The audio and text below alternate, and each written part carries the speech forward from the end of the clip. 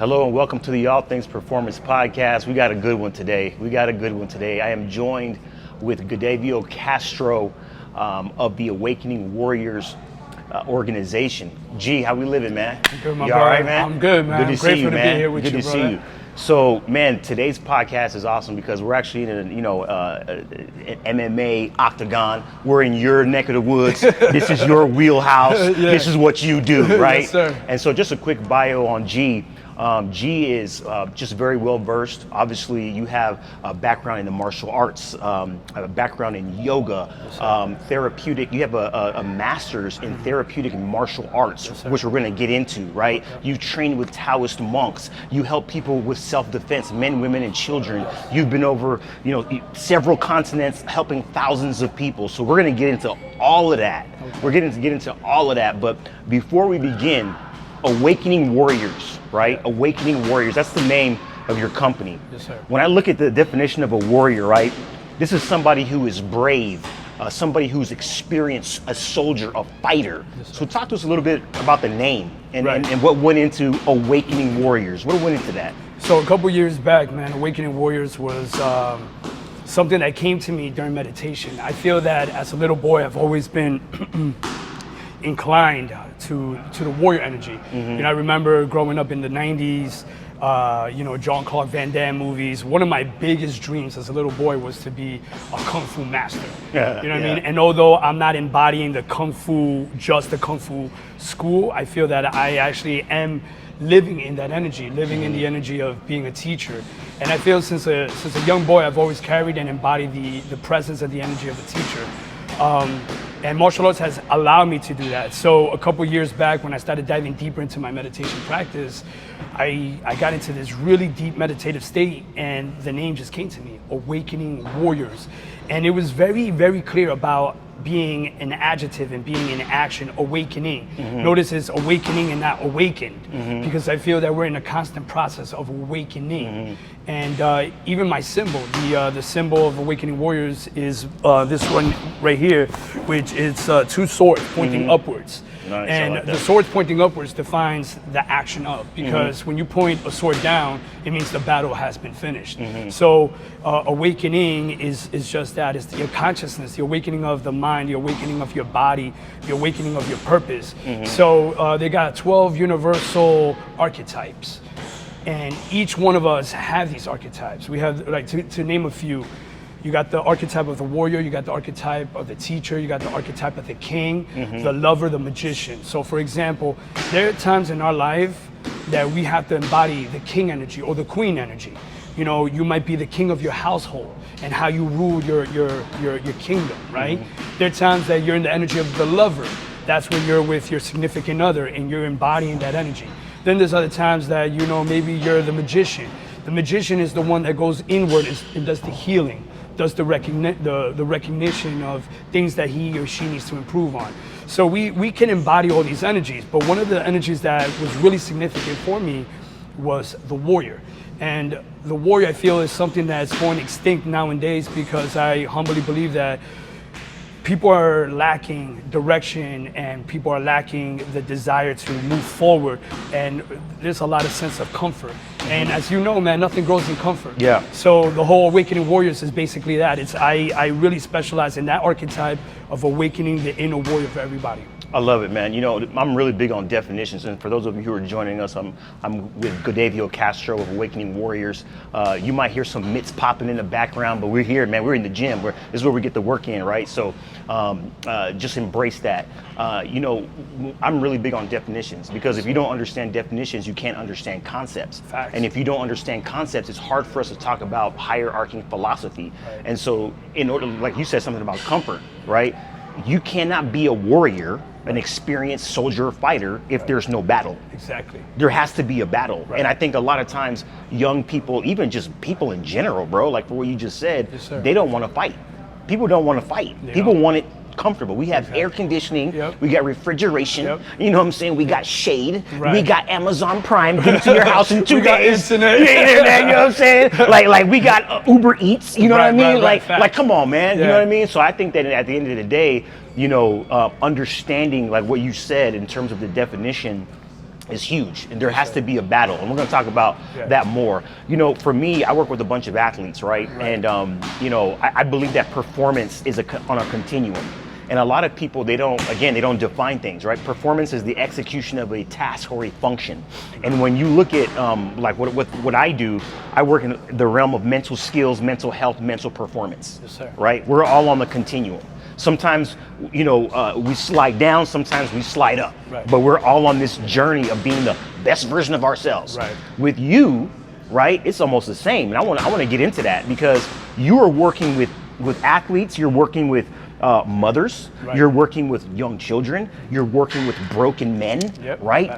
Who are, you're training them in self-defense, and you're, you know, they're getting physical, right? They're letting out aggression, but at the same token, there's another side of you as well. That's real chill, real calm. You mentioned meditation earlier. I want you to talk about your continuum and how you deal with not only your stuff, but how you help other people deal with theirs. Yeah, absolutely. I appreciate that, my brother. Thank you for that.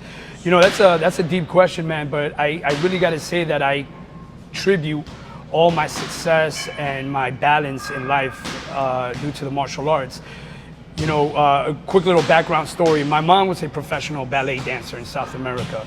And, you know, my spiritual name is Godeyvio. Godeyvio. Right? Godeyvio, that's my spiritual name. What does that mean? What does that mean? It means he who's seen God within himself, that sees in others. That's what that means. Say that again, bro. He who's seen God inside himself, that sees in others. That's Godeyvio. And, you know, since I received that name, my name has drastically changed. But that's my spiritual name. Now, you know, my government name was given to me by my mom after a famous ballet dancer. And I share that because my mom was so passionate about ballet that she wanted me to be a ballet dancer. Now, a typical Latino dad, he was like, heck no, my son is not gonna be a ballet dancer. So they put me in martial arts since I was 5. Yeah. And because I started martial arts at an early age, I really dove into the whole physical component of it. But it wasn't until I was like 17, 18 that I discovered the spiritual component of Kung Fu and martial arts. And in that, I was fortunate to blend in and learn different teachers and different teachings and different things. But I contribute all my success to the martial arts because I started at such a young age. It really helped me to understand my physical body, my emotions in my body, my thought process, and kind of learn how to navigate that. And that's why I'm really passionate about teaching these skills, because I firmly believe that if people tap into that warrior energy, if people tap into what the body is capable of doing, you're able to tap into something deeper on a mental level, on an emotional level. And I made a video about this, but let me give you an example. Please. You know, when you look at someone who's sad, depressed, their physiology reflects that. You know, they're slouching, they're crying, you know, you could just see in their body language that they're not feeling good. So it's to tell you that emotions affect the physique. What if we use the physique to affect the emotions? And that's why we move all this energy. And the ancient Chinese principles were Tai Chi Chuang or Qi Gong, which means energy. So it's the movement of energy. So emotions are basically energy in motion.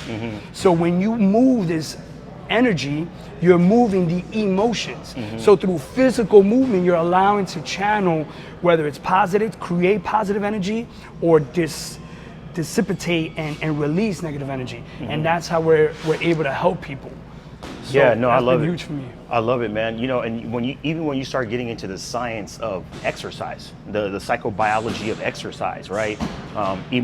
Exercise, moving, whether it's lifting weights, whether that's doing stuff in your yard, whether that's engaging in the martial arts, it improves mood, it improves emotion, feeling, just just your presence. It improves all of that, and so the two are connected for sure. You know, you've been to 4 continents. You've impacted literally thousands of lives. From what I know and understand about you, over 6,000 people, indigenous peoples, people in different places in life and stuff like that. You train different types of people from different various backgrounds, and so you're a people person. Facts. Right? I love people. And when you start breaking it down, you know what I'm saying? Like, what would you say is the basal constituent, the thing that you see in everyone? Like, man, I've worked with this person, but man, everybody's like this. How would you answer that? Well, that's crazy that you say that, man, because as I evolve as an individual, I attract. It's like your vibe attracts your tribe, you know? Like, there was a point in time when I was going through my life coaching program that I was really honing in on addictions. You know, I was trying to understand people and their addictions. Guess who I started attracting? People with addictions. Then when I started studying spiritual coaching and I was really diving into guiding people spiritually, I started attracting people who needed spiritual guidance. Lately, as of late, my niche now has turned into helping brothers 40 years of age or older. You know what I mean? Really? And it's an interesting fact, man, because it's one of the things that's really soft. I have a soft spot for that because I lost my dad when he was 46. And I'm 40 now, right? So my dad passed away when he was 46. When he passed away, I was 23. And I had just started honing in deeper into my spirituality. And, you know, my father passed. And now in the position that I am now, helping these 40-year-old, 50-year-old men, I'm like, wow, I'm saving someone's father. For sure. You know what I mean? So it's like a really, really emotional and passionate thing about me currently right now because, you know, I wonder to myself, how am I going to be in life, or where am I going to be in life in my health at 46 when my father passed? Yeah. You know what I mean? So I'm really adamant about that. But currently right now, I'm attracting a lot of brothers of that age group who the common thing is maybe they're very successful in their career, but they're lacking emotional support, or they're going through some trauma healing, or they're dealing with what the world considers toxic masculinity, and they're just trying to become better. Yeah. So that's as of late. But across the board, man, I really think that what I attract is people who want to connect with another human being from a vulnerable space and just want to improve themselves, not just physically, but more on an emotional level. And I'll just say this. I feel that I use personal training, boxing, martial arts as an excuse to really do the helping, which is more on a emotional, mental, life coaching level. That's your ministry. Yes, sir. It's your ministry. It's just like some people are, you know, God has given each one of us gifts, talents, and abilities. And in that, the way we make him smile and the way that we bless others, and largely the way we earn an income is by helping people. And for some people it's martial arts, for some people it's cooking, for some people it's singing and, you know, playing a sport, whatever the case may be. And you are just using the vehicle of boxing, martial arts, and all of that to help people. And so that's awesome, man. You know, one of the things when I used to interview athletes, when we would get ready to draft athletes, I would ask the question, and I'm going to ask you this question as well. When you start looking at the makeup of somebody's life, right? We're sitting here right now, two grown men. Oftentimes in our lives, I call them critical life events. There are things that happen that once they happen, they catapult us either to the left or to the right. Right. They change the trajectory of our life forever. And sometimes those critical life events are negative, right? It could be the death of a family member. It could be, us getting in trouble with the law. It can be something great, right? The birth of our child. Right. It could be, getting a scholarship to go play sports in college. I want you to talk to us about two critical life events in your life, both negative and positive, that have led you to where you sit today. Yeah, that's amazing, brother. Off the top of my head, the first thing that comes to mind is having a child at 16. I was a baby with a baby. So at 16 years old, I had a son, and that forced me to man up. It gave me, the mindset to really focus and become the provider that I needed to at 16. You know what I mean? I didn't know anything. And luckily, I had some support from my parents and from family, but it was a struggle, man. A lot of my boys would be hanging out, and here I am, 16, 17, 18 years old, bringing my little baby with me to hang out with my boys. But nonetheless, that forced me to man up. It forced me to mature a lot quicker. So I would definitely say that it was quote unquote a negative that became a positive, because obviously it helped me in so many ways. But I would say that was definitely a very crucial, critical point in my life that was a big life change for me. And then the other one, on a positive note, that really shaped my life is me being intentional in my early 20s or so, when everyone that I knew in my neighborhood was turning up, out going clubbing. And don't get me wrong, I did some of that stuff, but I was very intentional to, when everybody was partying on Saturdays and Friday nights, I was hitting up conferences with these spiritual teachers. Okay. The monks I was telling you about. Yeah. And we would go to these conferences and we would go to these retreats. And in that, I was intentional about putting myself around conscious men. And these men became my teachers. They became my mentors. And they started shaping my mindset. And I contribute a lot of that, a lot of my growth to those two events. Wow, that's powerful. I mean, one of the things that I wanted to hit on is, so there's an irony, right, with you. Like it's crazy because you have such a decorated resume, and there's an irony with you. And your master's degree is in therapeutic martial arts. Mm-hmm. Did I get that right? Yes, sir. Therapeutic martial arts. And it feels good to knock somebody out every now and then. It feels good to knock a bully out. It feels good when you're in a tournament. I got one of my boys, man. He's competing today in a BJJ a tournament down the way, right? Yeah. It feels good to get that pin, to get that win. You know what I mean? But talk to us about that irony, right? Yeah. Martial arts, aggressive, intentional, right? Imposing my will on another person, right? And then the therapy, the therapeutic side. Yeah, I love that question. Talk to us about that, man. I love that question, man. It's and it's funny because we're on camera, man. So if I may put my hands on you and just show you something. Yeah. So this is this movement that is used for hurting and for healing. Okay. So simple. Let's say someone's dealing with a migraine headache. Yeah. Right? There's pressure points in the body. We study acupressure or acupuncture in Chinese medicine, right? If anybody is dealing with a headache, they'll an acupuncturist or acupressurist will tell you, certain parts of the body that you point to release tension. So here's one, my brother, if I may. Do I stand up? No, you're good. You're good. So just don't snap my neck, bro. Don't snap my neck, dog. So right behind the ear, just feel this, my brother. Just feel that. So you see that nice relax right there, and just feel this pressure right there. Ooh. You see that? And now open your jaw, and then look up. There you go. And just feel that. Relax your head. Relax your neck. Boom. You see that? Hey, bro. But you see that? I feel like I was about to tap out. But that's where the bone joint together, and there's a lot of soft tissue right there. Yeah. So whenever you have a headache, you take your index finger and you just push up. Yeah. And you feel the pressure, the jaw releases, and boom. It's very therapeutic, it's very healing. Yeah. At the same time, you hit somebody with an eagle fist right there, boom, you're knocking him out. Wow. You know what I mean? I mean, I still feel that, bro. I still feel that right now.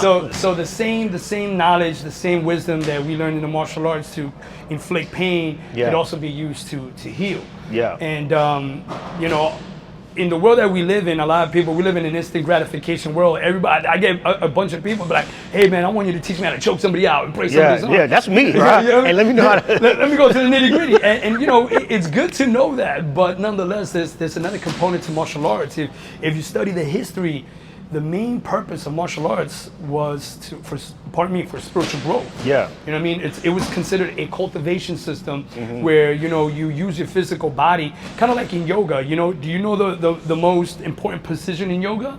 No. Is Shavasana, which basically means corpse position. So you go through these asanas, which is movements, warrior one, warrior two. You go through all these movements for like an hour or two to lay down.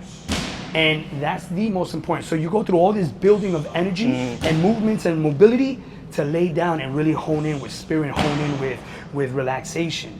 So in ancient times, people practice martial arts in order to cultivate and connect to a higher source, to spirit. And the root essence of martial arts was for that, and its whole philosophy. But in the world we live in today, most people just want to focus on the physical, on the nitty gritty. But I really decided to, hone in on the whole component of martial arts, not just the physical, the spiritual, the mental, the energetics. It's interesting, man. It's powerful that you say that.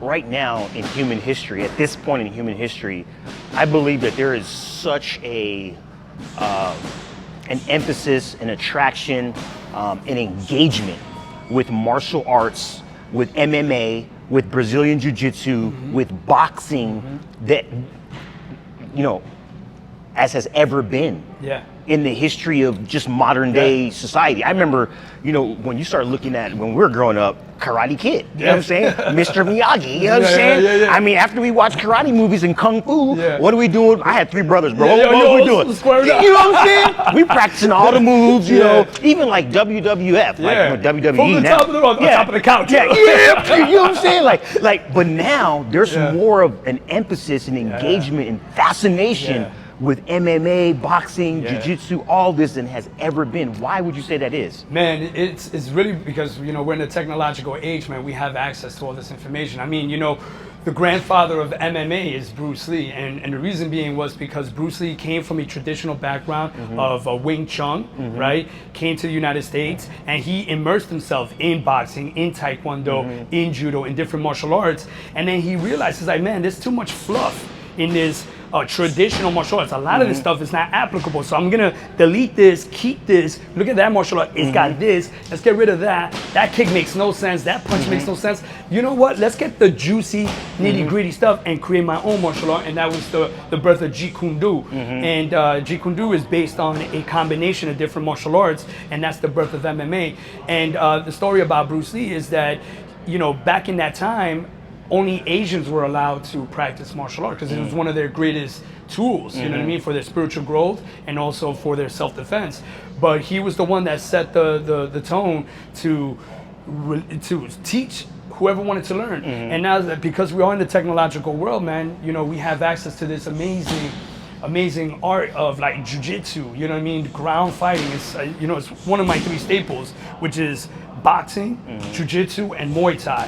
And then, you know, I have a Kung Fu background, so I sprinkle my Kung Fu and then dabble into a little couple of different things.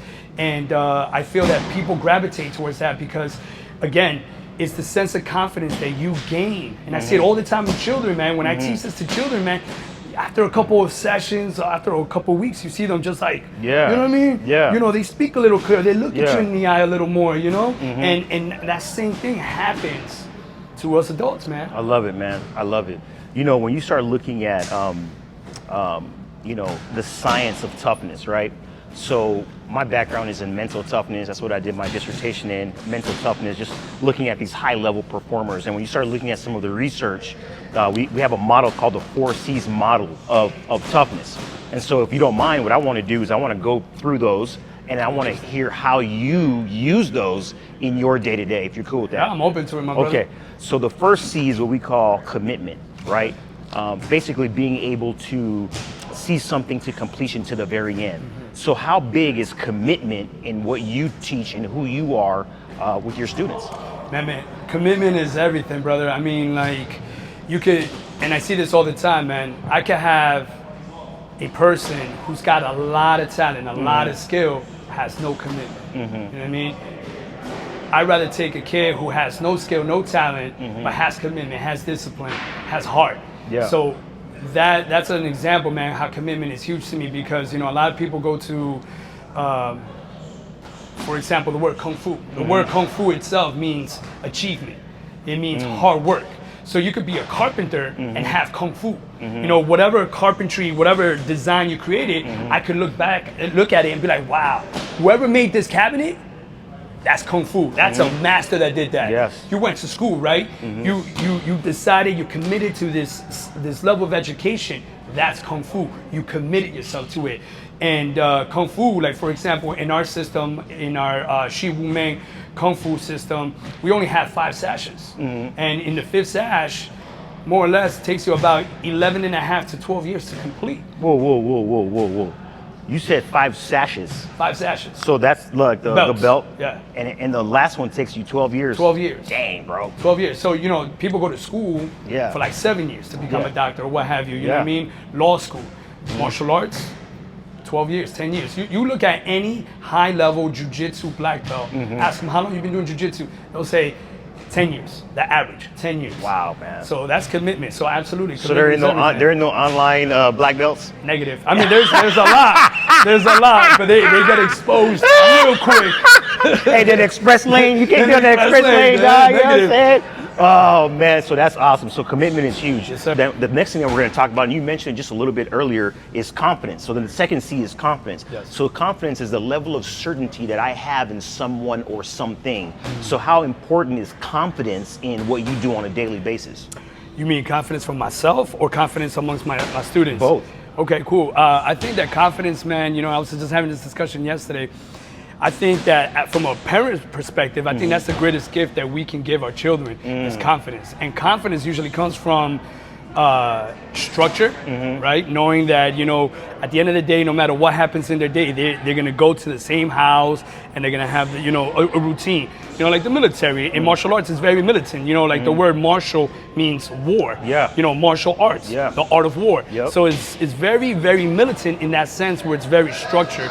So I feel that confidence comes from structure and love, man. You know what I mean? Like one of the biggest things that I try to teach my brothers in their healing journey is, and I give this analogy all the time, it's like, let's say little Billy, right? We got little Billy, he's, 6, 7 years old.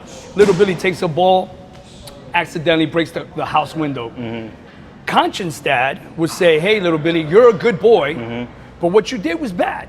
You're a good boy, correct the behavior. Conscious dad, right? Unconscious dad says, hey, Billy, you're a bad boy. So now he's shaming the boy and making him feel that there's something wrong with him. No confidence. So a lot of the quote unquote broken men, and I really don't want like saying that because in that case we're all broken. It's facts though, bro. It's facts though, man. Yeah, so in that sense, a lot of the brothers that are doing the healing, man, they're healing a lot of shame in the sense of who they were or who they are.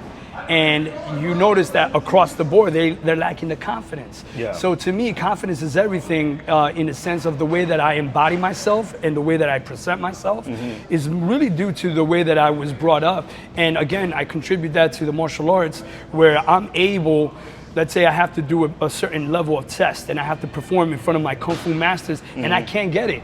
But just having someone in my life that says, hey, I believe in you, or no, Godeyvio, you can do it. Don't stop, don't quit, you can do it. I'm like, wow, he believes in me, so I could do it. And then you try, and then you achieve. You're like, wow, that builds confidence. Yeah. Confidence. So confidence is everything, my brother. I love it, man. So we talked about commitment, confidence, and the next one is control, right? Wow. Control is the third C. So when you start talking about control, this is your ability to not only emote feelings of confidence, feelings of, being present, but also you're able to withhold certain feelings as well, right? Of disgust, anger, shame.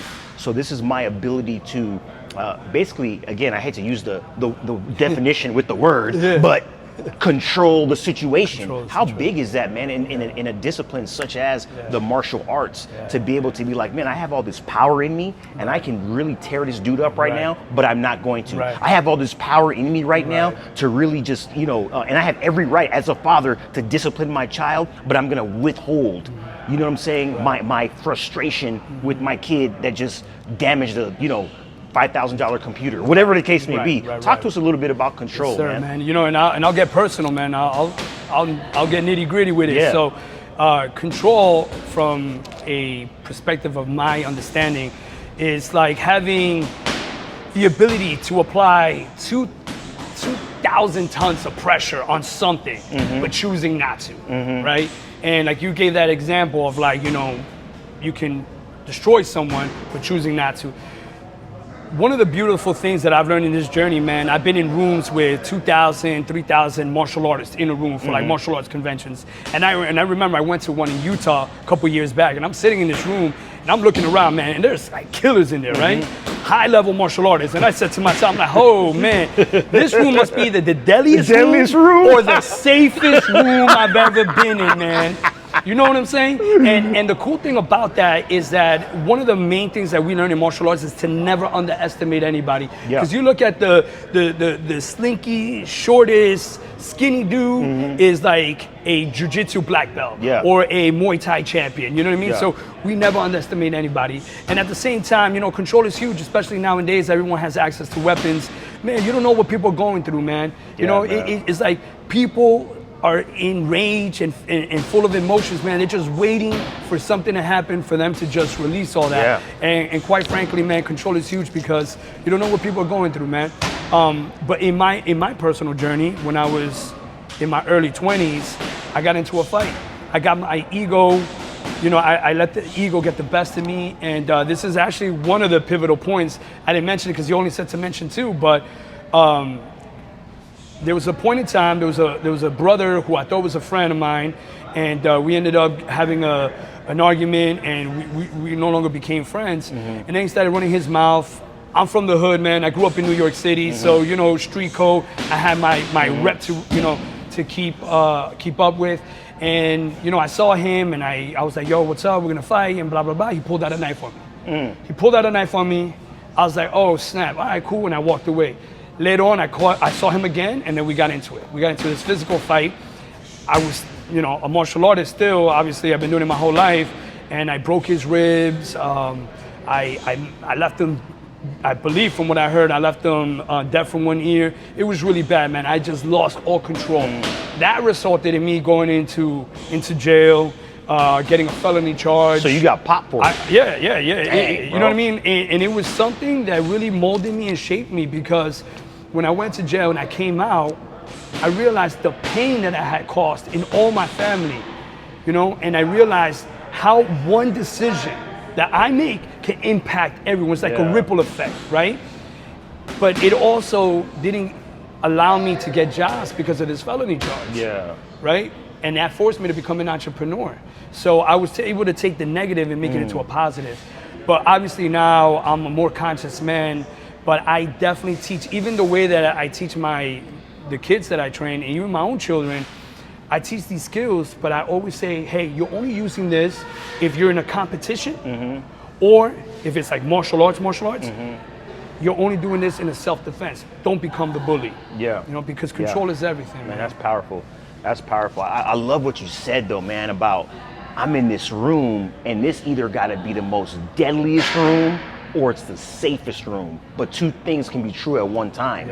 So that's powerful, man. And so the fourth C, so we talked about commitment, confidence, control, and the fourth one is challenge, right? You and I can look at a situation, right? We can see, you know, this paper, which it's, you know, and it has words on it, right? And so if I hold it up here, you're seeing a certain, you know, series of words in paragraph, sentence form. I'm seeing a certain, you know, a series of words in sentence, paragraph form. It's the same paper, but you have a completely different experience. Your perspective is completely different. And so challenge speaks to this idea of how do I look at tough situations? Some people look at them as, dang, here we go again, as a problem. Whereas somebody says, you know what, I can create a business out of this. I can create an opportunity out of this. I can create a living for my family out of this quote unquote problem. So how do you look at challenge in not only your life, but the way that you train others? Yeah, man, that's powerful, man. That's where the life coaching comes into play, man, because one of my biggest go-to quotes is that life is happening for you and not to you. Let me repeat that, man. Life is happening for you and not to you. And that's the whole perspective, man. It's a powerful saying, man, because you're literally understanding or you're looking at the lens, like you were mentioning, the perspective that all your challenges, all your circumstances, your upbringing, your traumas, whatever level it is there for your greater good. Because honestly, man, you know, when you look at your favorite superhero or you look at your favorite character in a movie, like I'll give you mine. Mine is The Gladiator, right? I love that movie. Great movie. Russell, top. Oh, look, I'm getting goosebumps, man. It's one of my favorite movies. No doubt. Right? And what makes it my favorite movie is that I see the humanity in the brother. I see his challenges. I see the struggle. And guess what? I see myself in that main character. But now, if I was watching a movie where the dude is just showing up, he's got the perfect life, the perfect kids, the perfect wife, the perfect bank account, the perfect everything, I can't connect with that. You know what I'm saying? So it is our challenges, our vulnerabilities, our humanity that allows us to connect with everybody. So I say that, you know, one of the ways that that I educate people on challenges is really understanding that the cup is half full, not half empty, by changing your perception of things. And it's like Gandhi said, you know, when you change the way you look at things, the things you look at change. Change, yep, exactly. You know what I'm saying? Exactly. And it's just like a muscle, man. You know, you can go up, wake up, and bump your foot on the bed and drop your glasses and break the glasses and be like, oh man, it's gonna be a horrible day. Or you could just look at it and be like, yo, smile. All right, what's the bigger lesson here? God, life, universe, whatever you want to call it, and just choose to carry your energy in a positive energy. I love it, man. You know? I love it. That's powerful. You know, we're talking about toughness, martial arts. Once again, we're here with Godeyvio Castro of Awakening Warriors. And, you know, one of the things that I want to talk about is toughness, right? What would you say is the biggest misconception about being tough, both physically and mentally, right? You kind of hit on it a little earlier, a little bit, but what would you say, this is a two-part question, like, what would you say is the biggest misconception about being tough? And then the caveat, the comma, the semicolon, especially for males. I want you to hit on that, man. Man, you're getting into it, my brother. I appreciate the question, man. Like I said, because that's what I'm passionate about. You know, helping brothers. You know, the biggest misconception, man, is that toughness is like you have to flex, man. And again, I am so grateful in my life, in my upbringing, that I've been exposed to these martial arts. Because I'll give you an example, man, and not to disrespect anybody out there, but when you look at people in the gym, right? You know, and I'm at a gym now, right? So the irony of this is that, you know, dudes that are trying to stroke their ego or they're trying to portray a certain level of strength, they walk around like this, right? You look at a martial artist, they're humble, small, right? Like if you met my boxing coach or my kung fu master, they'll be like, hey brother, how you doing? But those hands can kill you, man. You know what I mean? And you know, I dealt with brothers, you know, who have been, you know, I created a safe space so these brothers communicate with me and everything's confidential. But I'll speak on with this one example. This one brother, man, he went through the foster care system, right? And he never had his mom and his dad, and he's already in his 40s. And when he was around 7 years age or so, his foster dad used to throw him in the bathtub with ice water and whip him with a wire. Right? Now, guess what? As a grown man, he's walking around, don't mess with me, right? But he's scared inside, bro. He's scared inside and hoping that no one picks a fight with him because then he's gonna be exposed. So there's this external sense of toughness that people parade and walk around, but that's all a show, man, because true leadership, true strength comes from within. Look at the wolf. The wolf doesn't lead from the front, he leads from the back. You know what I mean? The alpha wolf, he lets all the other wolves go on and he surveillances everything and makes sure that he's the protector. If they're getting attacked from the back, he's the first one to handle it. He's the one to oversee everything. So true leadership comes from a place of love and humility, and they do it from softness. And to piggyback on that, in the same sense of martial arts, let's say you come in with a strong punch, make a fist, man, bang, you come in, bang, hard, right? Bang, hard punch, right? Hey, I know you said you ever something. So you see what I'm saying is like when yang, right, meaning force. When the person is yang, I become yin. I become soft. You know what I'm saying? If you're a truck coming at me, why am I gonna stand in front of the truck? Just move out of the truck's way. You know what I'm saying? So the softness component about it. So toughness is really an internal component, more so than a physical, like, you know, aggressive way. No doubt. If that makes sense. You know, it's crazy, man. You're talking to me about this stuff. You're talking to the people, man. And I went to a Krav Maga class, and we in there. You know what I'm saying? And I'm in there just, all right, we're going to do this. I'm like, bah, bah, and they paired us up, right? So I was paired up with this one cat, and I'm like, yo, this dude is kind of weak, bro. You know what I'm saying? Like, oh, good job, buddy. You know what I'm saying? Good job, buddy. You know what I'm saying? Man, I'm like, yo, this cat. You know, I'm like, why is this dude just, absorbing punches and Right. I'm like, I need to get somebody stronger. Right. Man, I messed around and found out that Buddy has been doing this for like 15 years. Right. I was like, man, I was with a killer. Yeah. This dude's a killer, bro. Yeah. Oh man, I got stories for So that. so bro. when you saying this, like, oh hey buddy, Yeah. like those hands could kill. Yeah. Like I'm thinking about, because when I left that room that day, Yeah. I was like, oh my gosh, I was over here trying to be tough with Right. a real tough guy. We're a real tough guy, man. I'll tell you one example on that, brother. No names. I can't mention no names, but I was fortunate to train a SEAL Team 6 brother. All right, we're talking about SEAL Team 6. Yeah, So if you no know anything doubt, about no SEAL Team doubt. 6, this one brother, man, he, I swear to God to you, brother, if you met him, you probably would bump into him at Sprouts and Whole Foods and never guess who he was, man. And super humble, super chill, Yeah. super intelligent brother. But yeah, man, I was in the presence of an assassin, if you Yeah. will, man. And Yeah. they all embody that confidence and that softness, man. Yeah. So back to that question, man, toughness, man, it's internal. Yeah, It's definitely and is. you answered it, because I was like, hey, like for men, what does that look like? And I think you hit it, man. Like you answered it, because that's what we all experience, especially those of us who are, involved in these alpha professions, and your performance is everything, right? Yeah. When you start looking at the biggest lies, what would you say are some of the biggest lies that are being told right now?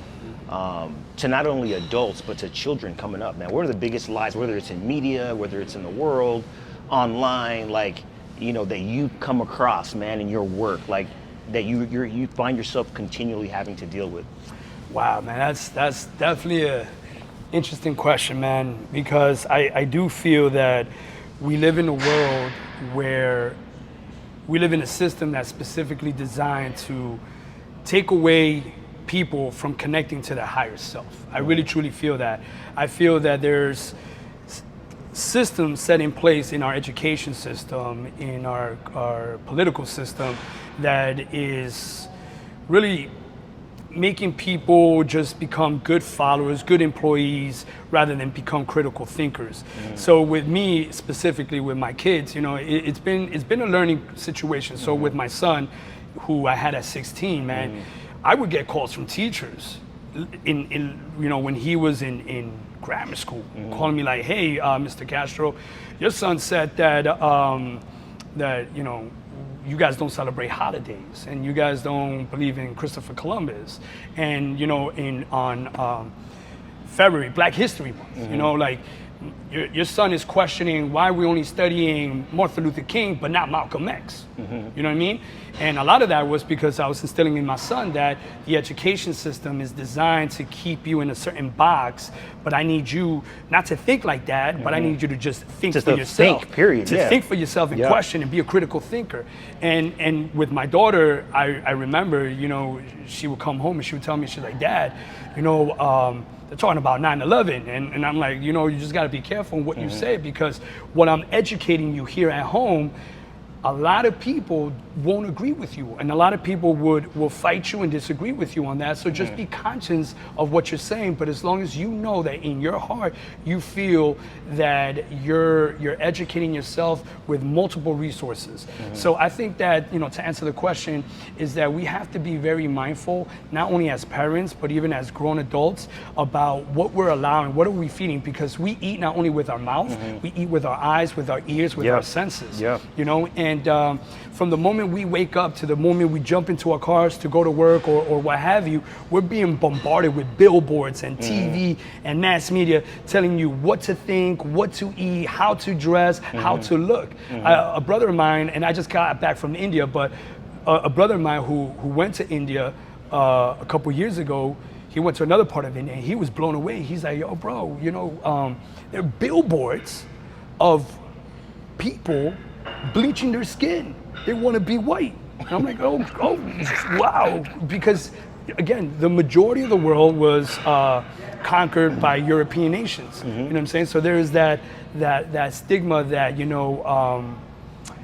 if you're melanated or you're colored, you're not beautiful enough. Yeah. So, my daughter, her grandfather, meaning her mom's father, is a black Puerto Rican brother. So she was very She's dark dark. skinned. She's She's very dark-skinned. dark skinned. Yeah. but she struggled a lot with that. And as a father, I'm like, oh, I gotta, make sure that I put specific things around her. Like, for example, India Ari. I love India Ari. Great musician, great artist, but I would put that conscious music around her. Instead of getting her, Barbies that didn't look like her, I would get her Barbies that did look like her. Yeah. Because that sense of like, you know what, I'm included. Yeah, you see yourself in the output there. Exactly. So, to pretty much, answer that question again, brother, I feel that one of the biggest lies is that we don't have the resources to tap into our power, and our power really comes from, one, the education that we receive at home, and also from detoxifying ourselves from the BS that's given to us by force, which is whether it be our education system, our political system, or just the systems that are set in place. Yeah, that's powerful, man. We just had a podcast not too long ago with a historian, a black historian, and I would love to connect you guys, because his whole thing was, when you look at the lens of history, all of us are included in history, right? Like everybody's, diverse backgrounds, stories, it's all a chronological, objective look at what happened. You know what I'm saying? And so the conquerors write history, man. Yeah, that's right, and that's kind of actually what we led with. It's just like, unless the lion has his own historian, the tale of the hunt will always be told by the hunter. Exactly. You know what I'm saying? And so it's just like, man, like, no, it's the whole thing. And so I think that's powerful. So we do a little, as we get ready to close, we do a little session or a section at the end called reverse psychology. Oh, wow. So if you coming up, or if the athletes and the people that you work with had an opportunity to talk to a mental performance specialist, a sports psychologist, about some of the things that are, hot and heavy on your hearts, what would you ask a sport and performance specialist? What questions would you ask? And give me one or two, man, and I'll fire back with, what I got. Man, that's deep. So, in other words, what would I ask? Yeah, what would you ask me? What would I ask you? Wow, that's a great question, my brother. Man, there's so many things, man. I guess something would be along the lines is like, what can a person do to overcome their limiting beliefs that had been bestowed upon them based on their upbringing or based on their society? Limiting beliefs. I love that question. Whatever you feed will grow. Whether you're talking about a plant, a puppy, or a human being, whatever you feed will grow. So what you have to do is you have to get, the first thing I would do with that player or that person was say, hey, listen, let's list these things that, keep coming up, I'm not tall enough, I'm not white enough, I'm not black enough, I'm not educated enough, my mommy and daddy didn't go to this school, or we're not from this country. Whatever those are, list those out. Are they serving you, right? Yes or no? No, they're not. Then we have to start doing the work of not feeding it anymore, right? It doesn't matter. Like, God made you who you are for a reason. You are a male. You are a black male. You are a Latin male. You are a white woman. You are a white female. A biracial, whatever the term is that people are using these days. Because I ain't even gonna get into that. Right? That's a whole conversation. That's a whole different conversation. You know what I'm saying? Because in my family, bro, like, you look at my family photo, Christmas picture, they're as dark as me and they're as light as, you know what I'm saying? These letters right here. You know what I'm saying? Like, and everything in between. You know what I mean? So at the end of the day, you have to figure out, all right, what are those beliefs? Let's list them out. Let's acknowledge them. Let's put them out there, right? And are they serving you? Because if the answer is no, the question is, why are you feeding it? Stop feeding it. Stop feeding those limiting beliefs, because whatever you feed will grow. You look like at a python, right? I got a bunch of buddies, man, from Florida. And they tell me, like, one of them was telling me, he goes, man, a couple years ago, he told me a story that blew my mind. He goes, Joe, there's like a python epidemic. And so he starts breaking down how cats would go to stores and buy these pythons. And what they would do is they would feed them, right? So they start feeding them, little rats, whatever. And then all of a sudden, them suckers start getting bigger. So now you got to feed them bigger things. You got to start feeding them like cats, bro. True story. Like I know of stories where cats. I'm being no pun intended. But cats are literally buying cats from Craigslist.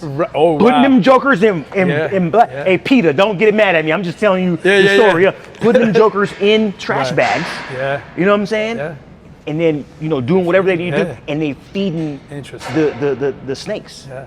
To a place where these snakes are becoming bigger, massive, Right. and the next thing And on the then menu is you.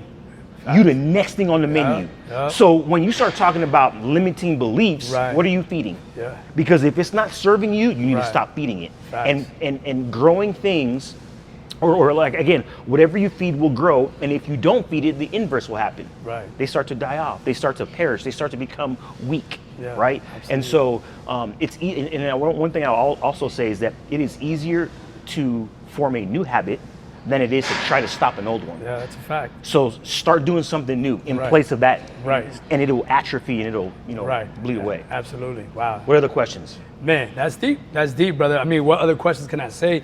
I think, one of the biggest things for me is, limiting beliefs, because I personally, I'm in that journey of healing my limited beliefs in my upbringing, and I really educate people on the same, so that they could tap into their greatest potential. Another big thing that's always been something massive for me is spirituality, and not to get into, like the dynamics of what religion and what spiritual practice, but what would you say is a great way for a person to kind of discover what their spirituality is? Let's say, for example, there's some brothers and sisters that I meet who maybe had bad experiences in the church, whatever spiritual belief practice, but they had a bad experience, but they still feel like they want to connect with the higher source, but because they've had bad experiences, how would you guide them, or what would you say to them in order to guide them to get back into that? That's a powerful question. One of the things I always, so in my book, I have a book called Own the Pieces, the heartfelt guide to mental performance. And one of the chapters in there is the 8 questions of mankind, right? And when you start talking about spirituality, like we're all connected beings, right? We're not just flesh. You know what I'm saying? A dog on the street is just flesh. A dog can't think deeply like you and I can think, right? A dog can't, make this sign or these chairs, right? And regardless of what you believe, we're all, as mankind, we're all trying to pursue or chase, or we actually think about our spirituality in some way, shape, or form. And so I call the 8 questions of mankind, right? So the first one is like, who am I? That has everything to do with, my identity. Where am I from? Heritage. Right. What can I do? Potential. Why am I here? Purpose. Right? How shall I live? Morals. Where am I going? Right? That has everything to do with destiny. Right. Do I even matter? Self-worth. That's 7. I'm trying to figure out the 8th one. There, but there's another one in there. Read the book, you find the other one. But at the end of the day, you know what I'm saying? It's one of those things where we're always asking internally, even to go back to the very beginning of this podcast when you were talking about your name and the origin of your name, right? I believe that if you are on a search for higher thinking, we just did a podcast the other day with a pastor, and I asked him the same question you just asked me. What if you went to a church and you got abused? There's a lot of dudes. You know how many thousands of people went to church and got abused? Oh, yeah. Sexually, emotionally, physically. Right? Yeah. With the different things that have gone on. Yeah. You went to church and people were quote unquote hypocrites. Right? You went to church and you gave your money, you supported, but you sitting here like, man, where's all my money going, bro? Because I don't see it, right? Like whatever the case may be, I am a firm believer that if you are in search of God, or you are in search of something high, like you are going to run into God himself. That's what I believe. Right. And so we are connected beings, and we don't live disparate or separate and apart from working out, lifting weights, going to work every day. There's something more. And once you start with even those questions, you start to say, man, why am I here? Like, why am I here? You start to think about that, right? You start to tap into, man, I'm here for a purpose. Like I was created for a purpose, right? And so that's how I would answer that, man. So appreciate that, deep questions, man. As we get ready to close, I got a question for you. Yes, sir. You've been given the mic. You're in front of 10,000 people, and you got 5 minutes to encourage the people out there who are listening to you, who've come to hear you speak. And you can talk to them about whatever you want. How are you encouraging those people? What are you telling them in these 5 minutes? Man. That's deep. That's deep because I I always felt that I had to get my message out into the world, and that's why, I gave you the thanks for giving me an opportunity to be here with you, because I feel that we all have these gifts that we were born with to give birth to, and that's exactly what I would say. I would remind people that every single one of you has a purpose. And even though you may not know your purpose, you may not know what exactly you're to do in the world, it's just walk in the light. Just walk in the light. And that light means live your life with consciousness, live your life with integrity. As long as you feel in your heart that you're doing the best that you can with what you have and you're not hurting anybody, that's what I define as walking in the light. Just walk in the light. You're gonna face a lot of challenges, a bunch of choices, and then check in with yourself. The most powerful tool that we have is our intuition. If you can rationalize with your heart and your intuition, and those three are in alignment, then you're on the right path. So whenever you're faced with a decision, are you taking the easy way out or the difficult way out? And typically the difficult way is usually the right way. Yeah. Right? So don't take the easy way out. Take the difficult path, because that's the path least follow. There's a phrase in Spanish, sociedad. Sociedad means society. Society, yep. Suciedad means dirtiness. Dirty, yeah. So don't follow the sociedad that is the suciedad. You know what I mean? The spiritual path is the narrow path. It's the path that least people want to follow. Follow that path. Yeah. Because that's where you align yourself with your greater purpose. And if you, like I said, if you don't know what your purpose is, you don't know what your mission is, that's fine. As long as you do the things that most people don't do, because it's easier to destroy something than to build something. It's easier to quit than to keep striving. Yeah, it's easier to take the easy way out than to take the difficult path. So what I say to people is take the difficult path, because it's like when you're climbing a mountain, if you took a bus or a helicopter to the top, you get to the top, all right, cool, I'm on the top. But if you struggled and you climbed and you challenged yourself and you got there with your hard work and your efforts, when you get to the top, man, that view is so much better, because through your greatest challenges, your greatest triumph.